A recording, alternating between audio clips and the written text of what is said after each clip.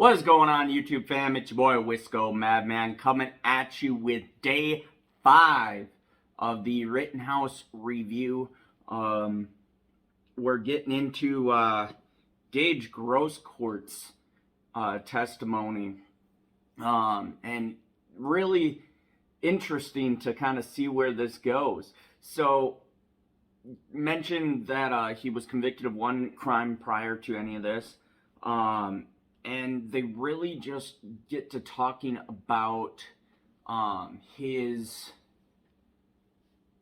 paramedic training, his medical training, and kind of building a case for who Gaige is as a person.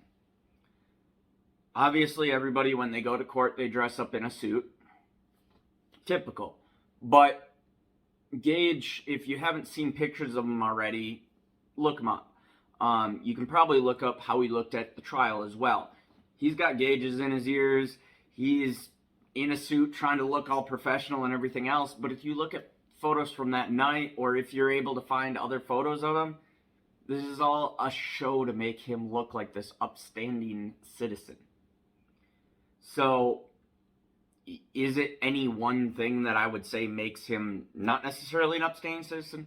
No, but it's a totality of all those things. So they grandstand the process of what it takes to be an EMT versus what it takes to be a paramedic. EMT obviously being able to provide some first aid, and then getting into a paramedic, which can do a lot more things. They're able to administer more medicines and different things. Obviously, I'm drastically summarizing that.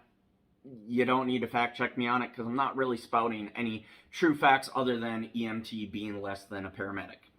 Paramedic, I believe he said something like you had to go to college for it, some college courses. Again, don't quote me on it. I'm just rough guessing.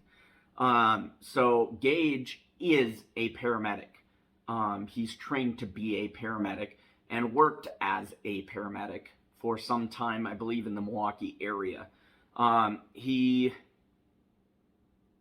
gets into, like I said, everything just really trying to seem like this upstanding citizen. I don't see that. I personally felt like I seen right through that. That's my personal view on that. If you guys watched some of my past videos, I'm doing my best to limit the amount of opinion while still describing what I witnessed in each of these days. I will hold the majority of my opinion for the end conclusion. Now, he also references people like Ryan Balch, Kyle, Don Black, all these people that were protecting the businesses. He references them as militia members. I believe further on in the trial, somebody else from that group protecting businesses referenced themselves as militia members as well. So here on out, I'll probably just reference them as militia members. That's neither negative nor positive towards them. That's just a reference identifying them. But Gaige references them as militia members and says that Ryan Balch, I think, talked to him at one point and told him that the police had communicated with them that they were going to push back protesters, or that he was going to work with them to push back protesters, as were the other militia members. And he claimed that this was a female officer that had told him that night that eventually the police would fall back and it would fall on them to, I guess my interpretation would be to protect the businesses, not so much to police the entire area. But that would be my interpretation of it, is that ultimately the police aren't going to be there all night. They're not going to be working at that all night, and it would be up to them. There's conflicting testimony on that from the police end, and we'll get to that. Now, Ryan was unable to name said female officer, And we move on to a point where they're watching videos recounting that night, be it from the Rundown Live or be it from BG on the Scene, or who else we may have heard mentioned in live documentation of or recordings from that night. So in a video that Gaige actually put on his Facebook Live, he talks to a kind of jogging Kyle post Joseph Rosenbaum shooting. And amongst this conversation that he was having, Gaige thought that Kyle had said that he was working with the police. After video review, probably more so at the trial itself, I would say, is the impression I got after watching his videos, he realized that Kyle had said, I am going to the police, not I am working with the police. And then continues to say, I didn't do anything. I don't know. My understanding was Gaige didn't really recollect or recall that Kyle said he didn't do anything. That is probably more so after video review. Now, after this conversation, Gaige turns and decides to pursue providing Joseph.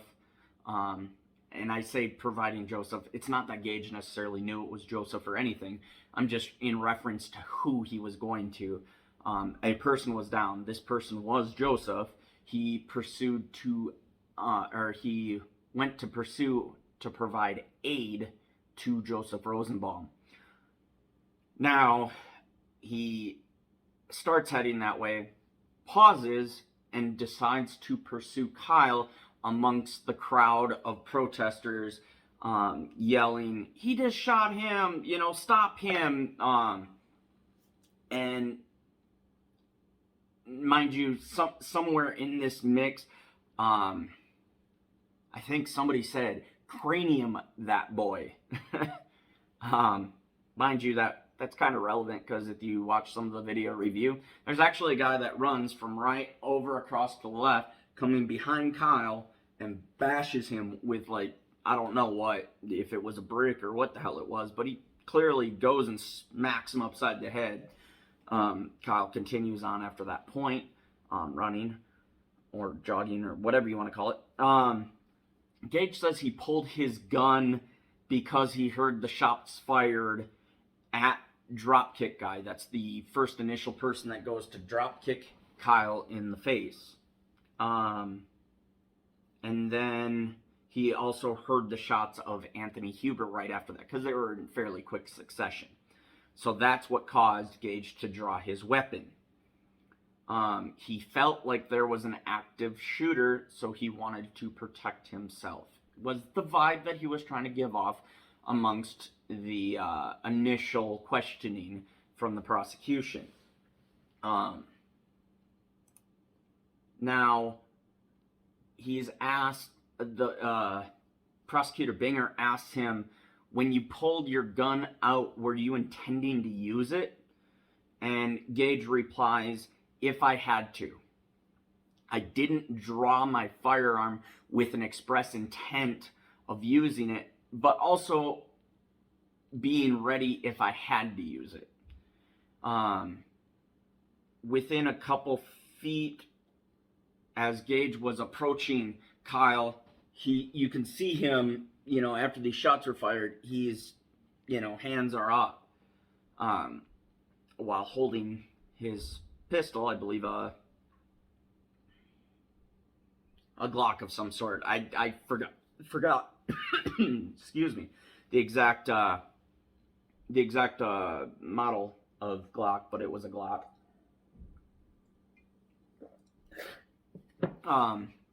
So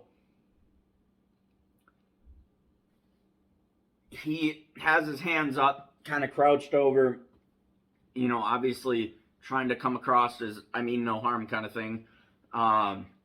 And La, la, la. Sorry, just reviewing my notes a little bit here so I can get the story straight with you guys. But he's crouched over, and Kyle's gun is pointed at him. Prosecutor Binger asks what was going through your head at that moment. And Gaige just simply replied, "I'm gonna die." Really just trying to make us feel for him. And, to be fair, I do. Without considering the actions that it took to put him there, assuming he's fully a victim, I would be terrified. I would absolutely think I'm gonna fucking die. Obviously we move on, bring in other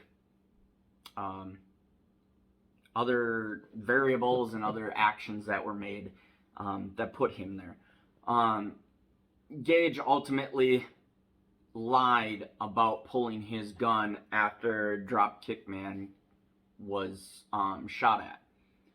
So, and I want to verify or reiterate, the shots that were fired at Dropkick Man, I believe, were 2 shots. Both missed. So that's why he's called Dropkick Man. We don't know who he is. He never got shot that we know of. I mean, it's assumed that it was missed and he never came forward. He claimed that while his hands were up, that Kyle re-racked the weapon. And in case you guys are unaware, when you're holding, let's see if I can do this properly. When you're holding a weapon, you have that slide, and re-racking simply means like it wasn't fully closed. Either a casing got stuck or whatever. It's unable to be refired. So that means that basically he's saying that the act of re-racking meant that Kyle tried to pull the trigger on him, but it was a click, pull, click, dry fire. So that means that he already shot him in Kyle's head, which was his interpretation of Kyle's mentality. So, I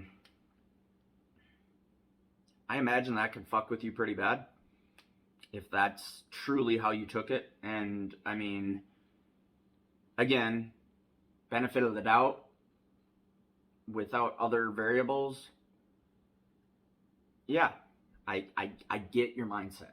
I do.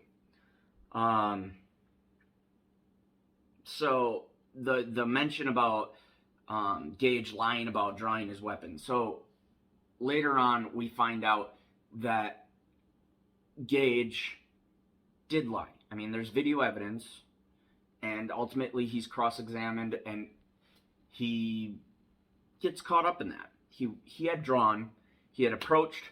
Once he decided to pursue Kyle, at some point amongst deciding to pursue Kyle instead of provide aid, that's when he drew his weapon. So I also mention at the end of the prosecution's thing, when they show another picture, they show a picture, you guys might have seen him squatted down. I'll see if I can't insert a picture of it here.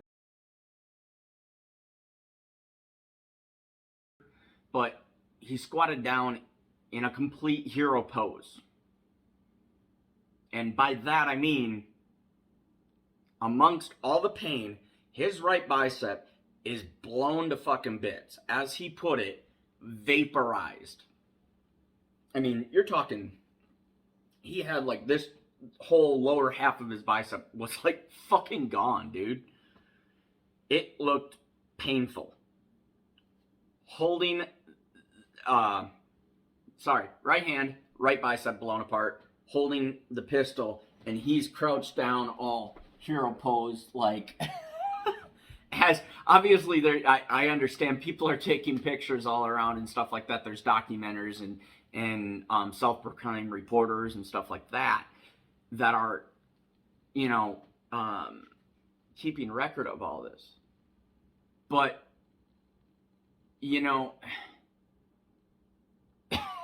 it just seemed like an odd pose to me. It really did. like it seemed like you're trying to make a hero pose. But I digress. Move on. So, all right. Upon cross, we're looking at another statement. Gaige had lied to the police. In his initial statement to the police, he lied to the police saying that his gun had a belt clip. And, I mean, I'm assuming he's talking some sort of holster. And it fell off his waist, and that's why he ended up holding his weapon. Okay, I'd say left side, because that's where I carry mine. But right side, obviously, in this case, because he was wielding said pistol with his right hand, so I assume belt clip's right side. His excuse for why he was wielding it was not that he drew because of Kyle in any way. It was, oh, it fell off my hip. That was his first initial excuse to the police after this incident. And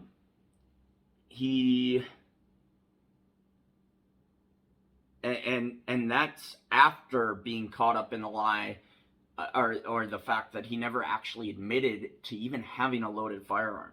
When he was at the hospital, he didn't admit to that. He was questioned and never admitted to that. He also manages to lawyer up. Amongst questioning, he's getting berated at the hospital by the police, as you know many shooting victims do as soon as they're coherent enough to respond. And he lawyers up within 6 hours of being shot. I'd have done the same thing. Like, the second anybody asked me a question, I'd been like, yeah, I want my lawyer. Because, I mean, duh. But, nonetheless, what does that look like to most people? Obviously, it looks like guilt, and that's how the prosecution's gonna, or anybody that's trying to get you in trouble, anybody that's trying to convict you of something is going to say lawyering up just seems suspicious, obviously. Because why would you need to lawyer up if you're innocent? Anyway, so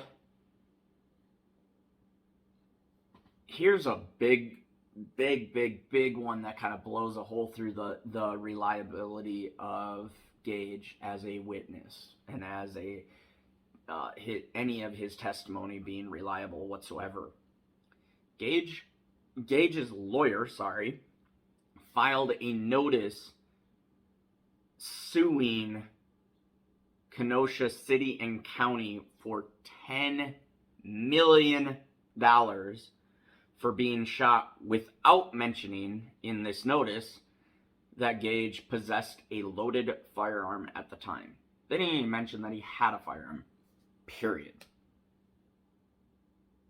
Let that one sink in. Move on to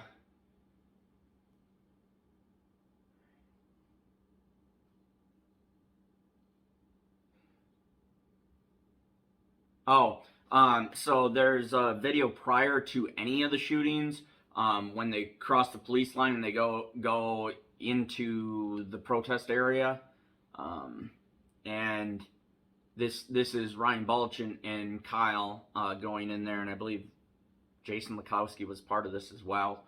But video prior to any of the shooting shows them crossing into this line and asking, does anybody need a medic? Does anybody need a medic? You know, just offering medic services. And while this is going on, you can clearly hear Gaige say, like the tough guy he is, you can go home, you fucking stooges. And I don't have it in my notes, but somewhere along the lines, basically what he's trying to communicate across, I remember it being that we don't want your medical attention. We're fine here. We don't need you. You're the enemy. That was the attitude that was portrayed. So he clearly had a problem with the defendant, with the militia members, as everybody calls them, from the get-go. Gaige also was carrying his weapon in his back there, in his back waistband. That's clarified later on in his testimony, so I guess the hip thing I was wrong. It was in the back, and so he's concealed carrying. Mind you, he possesses an expired Wisconsin concealed carry license. And not expired by a little bit, by quite a bit. Apparently, well, never mind. I'm not going to say that part because I'm not 100% sure and I don't want to spread misinformation. But he had an expired concealed carry license, and he was concealed carry that night. He had his weapon tucked under his shirt. And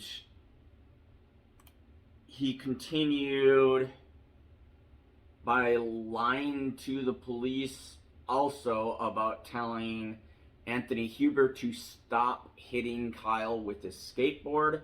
That was the excuse as to what he told the police officers in initial questioning of what he was doing right before Kyle shot him. He was apparently approaching because he was trying to stop Anthony Huber from hitting Kyle with the skateboard. His testimony goes all over the place. The only thing they did good was attempting to show Gaige as a upstanding citizen, attempting to show him as this great paramedic that's an upstanding citizen within society in Kenosha. He's not.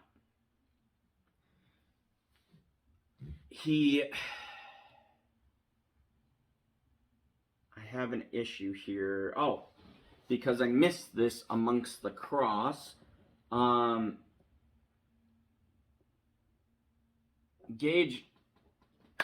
one of the most important character defining things about Gaige is that Gaige is a member of the People's Revolution in Wisconsin. And the People's Revolution is exactly what you would think it sounds like. They believe in tearing down the government. And you can go ahead and dig into that one to gather more of your thoughts on what they are. But he's a member of them, and he tried to act like he's not a participating member. Upon cross, he was caught up in the fact that not only is he a member, he's spoken at the rallies, and one of the key quotes is, "Long live the revolution." He's a revolutionary. He wants a revolt. That night, that's pretty much what he was going for. Revolt. He was there to, cause an uprising. That's it. We move on to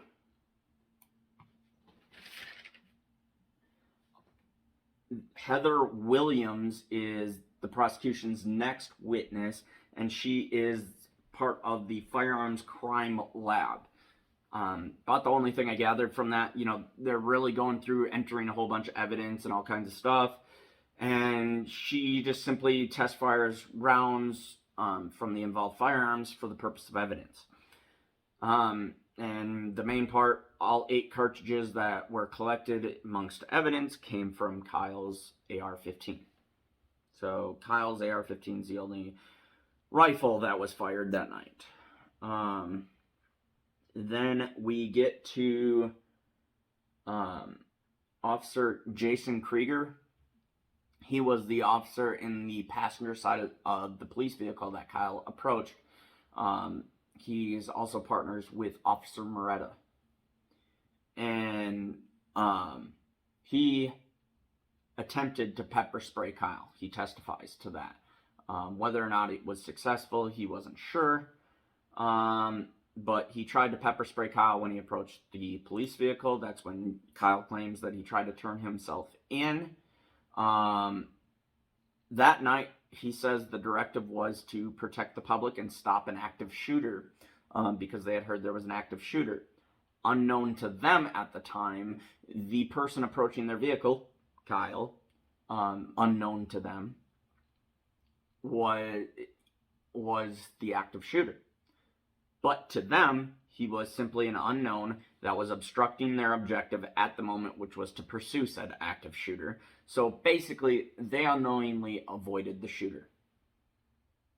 So, right or wrong, I really am not saying that they're wrong, but that particular scenario gets kind of confusing because, yes, I understand you need to pursue the active shooter, but the active shooter is actually the one obstructing you right now. So, where'd he go? Then we move on to the Rundown Live Chris Don Harris, and he is a reporter for like talk radio kind of thing. You can find him online or whatever. They do their own commentary thing. So he's in one of his videos that he's displaying here, you can hear someone yelling at a militia member, "Protect your property, not the streets."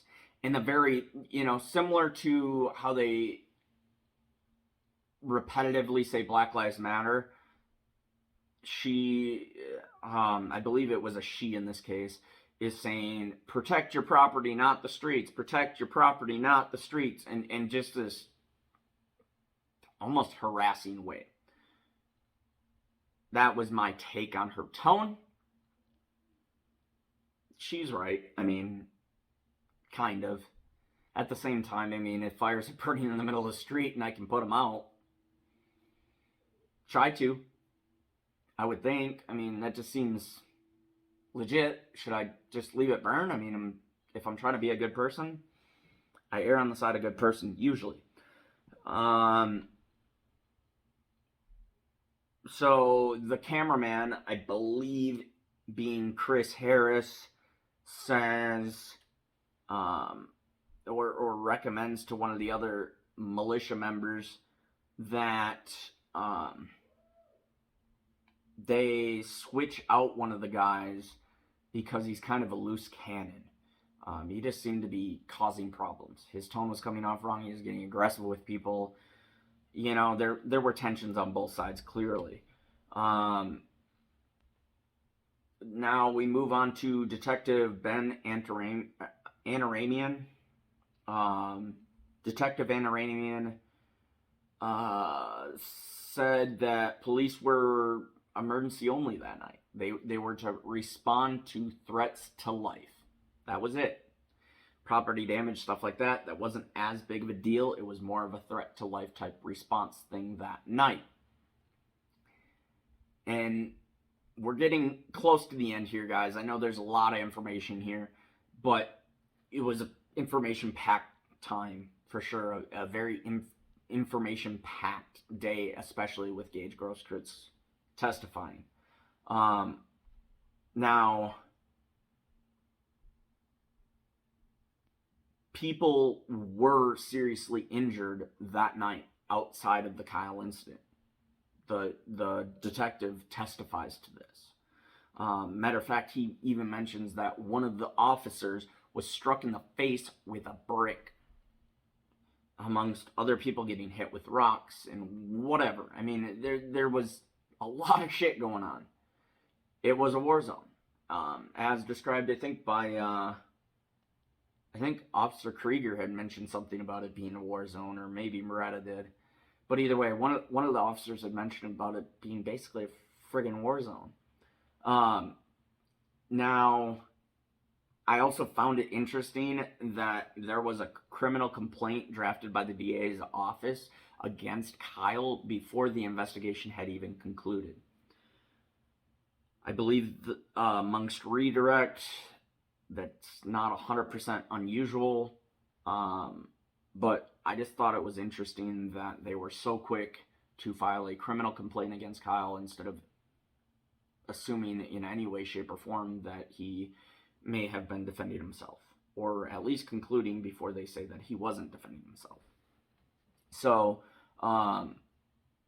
police also knew, as I believe I mentioned earlier, that Gaige lied to them due to video evidence. This is testified by Detective Anaranian.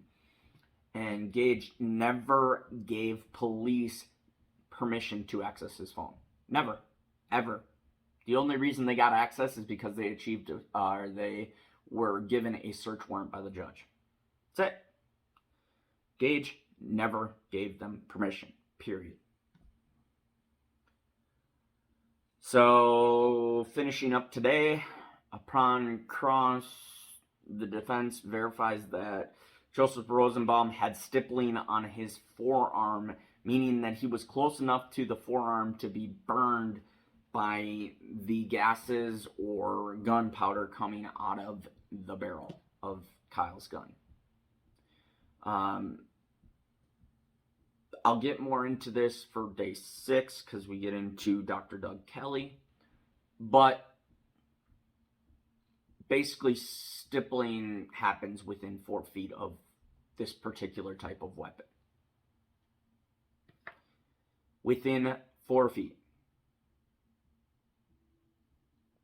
This has been your boy, Wisco Madman. Like, comment, share, subscribe, guys. Keep following me for the rest of the details on the Kyle Rittenhouse trial.